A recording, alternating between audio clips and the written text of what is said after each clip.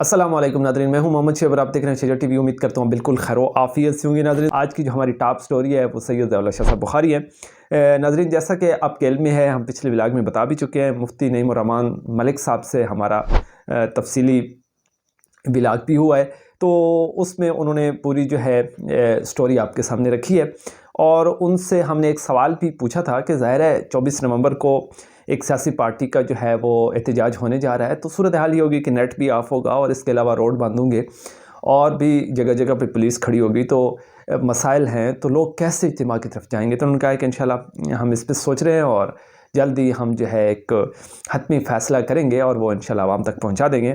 وہ حتمی فیصلہ ہوا اور اس میں بتایا گیا کہ 8 دسمبر کو جو ہے یہ اجتماع عام ہوگا۔ تو وہاں جو میٹنگ بلائی گئی تو اس میں یہ فیصلہ ہوا، اور اس میں حضرت شاہ جی نے بھی خطاب کیا، مختصر سا خطاب تھا، لیکن اس میں انہوں نے 3 باتیں ارشاد فرمائی ہیں، وہ میں آپ کی خدمت میں رکھنا چاہتا ہوں، تو باری باری ان کو ڈسکس کرتے ہیں۔ سب سے پہلے تو انہوں نے یہ فرمایا کہ ہماری جو جماعت ہے، جمعیت اشاعت و توحید و سنت، اس کی جو ذیلی تنظیم ہے NTS، تو وہ اس قدر محنت کرتی ہے کہ ہمیں دیگر صوبوں کی طرف دیکھنے کی ضرورت ہی نہیں ہے، ٹھیک ہے؟ اور یہ ہمارے جو اجتماعات ہوتے ہیں یہ بہت کامیاب ہو رہے ہیں، ٹھیک ہے؟ خاص طور پر یہ جو سالانہ اجتماع ہوتا ہے یہ بہت کامیاب ہے اور پہلے سے بہتر ہوتا چلا جا رہا ہے۔ میرے خیال میں یہ 20واں اجتماع اب ہونے جا رہا ہے۔ تو دیکھیے، باقی ہم ساتھ ساتھ انالیسس بھی کرتے جائیں گے کہ ہم نے دیکھا کہ تلنگانہ میں اجتماع ہوا جماعت کا، یعنی کہ یہ پراپر میرے خیال میں دوسرا اجتماع ہے۔ اس سے پہلے یہ اسلام آباد میں ہوا تھا علامہ قدریات فکری صاحب کی جو جماعت کے اجتماع۔ یہ جو اجتماعات ہو رہے ہیں یہ جو اشاعت و توحید و سنت کی ذیلی تنظیم ہے NTS اس کے، اور جو جماعت کے اجتماع وہ نہیں ہوتا تھا۔ تو اب یہ جو نئی قیادت سامنے آئی ہے یا نئی باڈی بنائی گئی ہے، تو انہوں نے سوچا کہ بھئی جماعت کا بھی اجتماع ہونا چاہیے، تو وہ پہلا اجتماع وہاں پہ ہوا تھا۔ دوسرا اجتماع جو ہے وہ ہوا تھا تلنگانہ میں، تو اس میں پورے پاکستان سے لوگ آئے، ٹھیک ہے؟ یعنی کہ پنجاب کے علاوہ ہم نے دیکھا کہ بلوچستان کے علماء بھی آئے ہوئے تھے، اس کے ساتھ ساتھ خیبر پختونخوا سے علماء اور بہت سارے کارکنان بھی انہوں نے شرکت کی، شاید سندھ سے بھی لوگ آئے ہوں، تو یعنی پورے پاکستان سے اس اجتماع میں لوگوں نے شرکت کی۔ اسی طرح ہم نے دیکھا کہ پنجپیر میں جو اجتماع ہوا تو اس میں بھی پورے پاکستان سے لوگوں نے شرکت کی، یعنی سندھ سے، اس کے علاوہ پنجاب سے علماء بھی گئے، کارکنان بھی بڑی تعداد میں انہوں نے شرکت کی، اور اس طرح جو ہمارا صوبہ ہے بلوچستان تو وہاں سے بھی لوگ۔ تو یعنی شاہ صاحب نے اس چیز کی نفی کی ہے کہ ہمیں دیگر صوبوں کی طرف دیکھنے کی ضرورت نہیں ہے، ہم انشاءاللہ پنجاب میں رہتے ہوئے پنجابیوں کے ساتھ ہی بہت بڑا اجتماع کر لیتے ہیں۔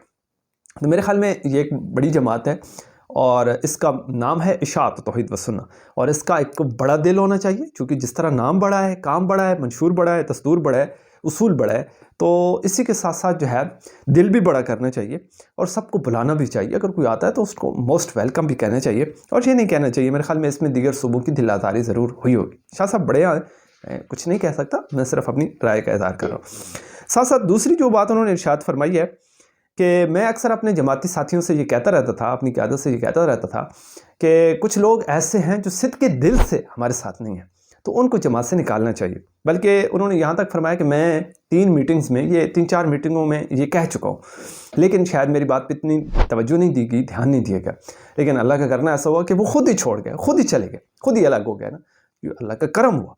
تو انہوں نے اس کو اللہ کی رحمت سے اور اللہ کے کرم کے ساتھ جوڑ دیا، ٹھیک ہے؟ کہ جی جن کو ہم نکالنا چاہ رہے تھے اور دور کرنا چاہ رہے تھے وہ ویسے نہیں ہو رہے تھے، اور نہ ہی قیادت اس طرف توجہ دے رہی تھی، یعنی جو صدق کے دل سے جماعت کے ساتھ نہیں تھے یا ہمارے ساتھ نہیں تھے، پر اللہ کا کرم ہوا ہمارے اوپر کہ وہ خود ہی الگ ہو گئے، ٹھیک؟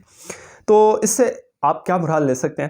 ظاہر ہے وہ جو ایک بات چل رہی تھی نا کہ شرائط، تو میرے خیال میں سید ضیاء اللہ شاہ صاحب بخاری نے خود ہی اس بات کی وضاحت کر دی ہے کہ وہ پہلے بھی کہہ چکے ہیں، اور نو ڈاؤٹ کہ اب بھی انہوں نے یقیناً کہا ہوگا۔ تیسری بات جو انہوں نے ارشاد یہ فرمائی ہے کہ کچھ لوگ جو بڑی چاہ سے ہم سے الگ ہو گئے تھے، یعنی اسی تسلسل میں انہوں نے تیسری بات بھی یہ ارشاد فرما دی کہ کچھ لوگ بڑی چاہ کے ساتھ ہم سے الگ ہو گئے تھے، لیکن کچھ ہی دنوں کے بعد جو ہے ان کی طرف سے پیغامات موصول ہونے لگے کہ وہ صلح کرنا چاہتے ہیں، ملنا چاہتے ہیں، کچھ بھی سم تھنگ ایلس، ہم اس کو کچھ بھی نام دیتے۔ تو انہوں نے یہ بھی فرمایا۔ اب دیکھیے، میں صرف اس پہ اتنا کہنا چاہوں گا کہ چونکہ حضرت جی جو ہیں وہ سید زادے ہیں، ایک بڑے خاندان سے تعلق رکھتے ہیں، اور ایک بڑے پیر کے بڑے بیٹے، ٹھیک ہے؟ نو ڈاؤٹ، اس میں کوئی شک نہیں ہے۔ اور دوسری بات یہ ہے کہ وہ سید زادے ہیں، اور اس شاعر نے کیا خوب کہا ہے کہ ایک مصرعے میں آپ کی خدمت میں رکھ دوں، خدا جب حسن دیتا ہے تو نزاکت آ ہی جاتی ہے۔ تو وہ کسی کے پاس جانا پسند نہیں کرتے، اور وہ یہ بھی پسند کرتے ہیں کہ جو بھی ہمارے ساتھ ملنا چاہتا ہے تو وہ خود ہمارے پاس آئے، ہمارے ساتھ بیٹھے اور ہماری جو شرائط ہیں یا اصول ہیں ان کو تسلیم کرے، اوبے کرے، سرنڈر کرے اور پھر ہمارے ساتھ چلے. تو یہ ان کا اپنا ایک ذوق ہے، ایک مزاج ہے. اس کے مطابق انہوں نے بات فرما دی. جس طرح میں نے کہا کہ خدا جب حسن دیتا ہے نزاکت آ جاتی ہے. پھر ہم چلتے ہیں دوسری اہم بات کی طرف، جو کہ امیر مرکزیہ شیخ طیب طاہری صاحب کی مجھے ذاتی طور پر اچھی لگی. 100 اختلافات آپ کو بھی ہو سکتے ہیں، مجھے بھی ہو سکتے ہیں، لیکن میں ان کے بڑے پن پر ان کو سلام کرنا چاہوں گا، کیونکہ میں نے ذاتی طور پر ان کو سنا ہے. لائیو اجتماع جو ہوا ہے تلنگانگ میں، اس میں انہوں نے وہاں ایک جملہ ارشاد فرمایا تھا اور اس پہ میں نے باقاعدہ ایک ولاگ بھی کیا تھا. انہوں نے فرمایا تھا کہ اگر میرا کوئی دشمن ہے جو مجھے گالی دیتا ہے، مجھے اچھے لفظوں سے یاد نہیں کرتا، اگر وہ میرے پاس آ جاتا ہے تو میں اپنی دستار اتار کے اس کے قدموں میں رکھ دوں گا، اس کو عزت دوں گا. ٹھیک ہے، تو یہ کہنے میں تو بہت آسان تھا، پریکٹیکلی کیا واقعی ایسا کرتے ہیں؟ عموماً ہم دیکھتے ہیں کہ لوگ کہتے کچھ ہیں لیکن کرتے کچھ ہیں. قرآن بھی یہ کہتا ہے نا کہ وہ بات کیوں کہتے ہو جو تم کرتے نہیں ہو. ٹھیک ہے، تو میں اس کو اس سے جوڑ نہیں رہا، جسٹ ایک مثال دے رہا ہوں کہ انہوں نے اتنی بڑی بات کہہ دی اور اس کا عملی مظاہرہ کہاں پہ ہوا دیکھیے گا. یہ تو خیر وہ شخصیت تھی، بڑی شخصیت تھی، ایک علامہ ہے اور ان کی اپنی بہت بڑی فین فالوئنگ ہے. تو انتظامیہ نے یہ کوشش کی. تو بڑے پن پہ میں جو بات کہہ رہا تھا نا کہ امیر صاحب نے جب دیکھا کہ بنالوی صاحب آگے، وہ کھڑے ہو گئے، انہوں نے بنالوی صاحب کو سینے سے لگایا. ٹھیک ہے، وہ تمام گلے شکوے ایک سیکنڈ میں دور ہو گئے. ٹھیک، صرف یہی نہیں بلکہ انہوں نے جس چیئر پہ، جس کرسی پہ وہ بیٹھے تھے، درس دے رہے تھے، انہوں نے کہا جی بنالوی صاحب آپ یہاں آ جائیں. ٹھیک ہے، بنالوی صاحب ظاہر ہے امیر تھے، وہ بیٹھے تھے، درس بھی دے رہے تھے، تو وہاں بیٹھنا پسند نہیں کیا. کہا میں نیچے بیٹھ جاؤں گا. تو امیر صاحب نے کہا کہ اگر آپ نیچے بیٹھ جائیں گے تو میں بھی آپ کے ساتھ نیچے بیٹھ جاؤں گا. دیکھیے یار، جماعت کا امیر ہے، اتنی بڑی جماعت کا امیر ہے اور اتنا بڑا آدمی، اس کا ظرف دیکھیے، اتنا بڑا ظرف یار، اتنا بڑا پن. وہ کہتا ہے بھائی آپ نیچے بیٹھیں گے تو میں بھی نیچے بیٹھوں گا. یہ عزت ہوتی ہے جو انہوں نے دی ہے. اور ساتھ ساتھ انہوں نے یہ بھی کہا ہے یہ میرا دوست ہے. ٹھیک ہے، ایک اچھا مقرر ہے، ایک اچھا خطیب ہے، یعنی تعریف بھی کر دی ساتھ ساتھ اور بڑے پن کا مظاہرہ بھی کیا اور خوب عزت بھی دی. اب میں یہاں پہ ایک اصولی بات بھی کرنے جا رہا ہوں. مجھے کسی سے کوئی ذاتی اختلاف تو نہیں ہے، میں ایک جرنلسٹ ہوں اور سوال کرنا میرا حق ہے اور حقائق آپ کے سامنے رکھنا یہ بھی میرا فرض ہے.